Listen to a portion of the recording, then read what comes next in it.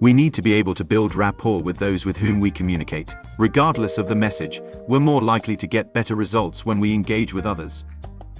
This can be something as simple as making small talk at the start of a conversation to set the tone and put the other person at ease.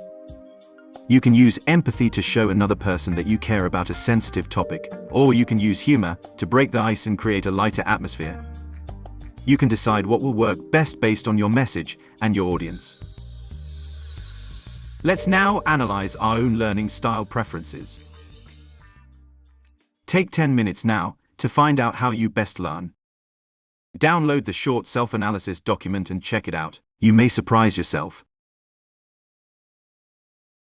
In addition to your learning preferences, your learning style has a bearing on other elements of how you represent the world around you, and even links to your choice of language. Pop this video on pause while you complete the self-analysis, then come back and play the rest. Remember, your learning style is a strong part of how you process the world around you. Of course, learning preferences can change depending on the subject being learned, but we do tend to have default preferences. You may be very visual, in which case, you'll often doodle during meetings and write things down so you remember them. If auditory, you may find note-taking distracts you from the speaker, and you may like to create little poems to help you remember things. If kinesthetic, you may not enjoy reading or listening to directions. Rather, you may prefer to start working on the task or project at hand and learn by doing. The interesting thing is, a person's preferred representational system, visual, auditory, or kinesthetic, can significantly impact their chosen vocabulary. For example, a person with strong visual preferences may tend to use words related to sight and imagery, like "I see what you mean." Let's focus on this. Can you picture this? And come and see this.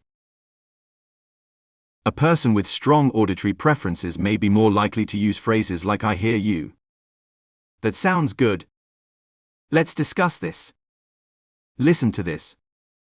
So words related to hearing and sound. Strong kinesthetic preferences might bring out words and phrases related to touch, movement, and physical experience. So maybe I feel that this approach is right. Can you grasp the concept? Let's handle this. Or get a sense of this. These preferences not only influence their communication style, but also how they perceive and process information.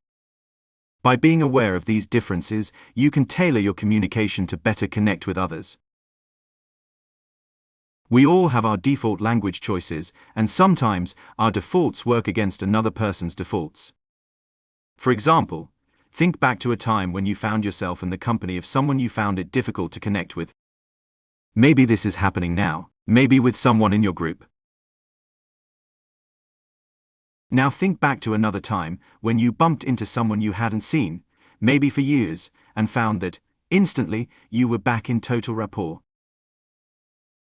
The chances are that the person you struggled with was using a language pattern of preferences that was very different to yours.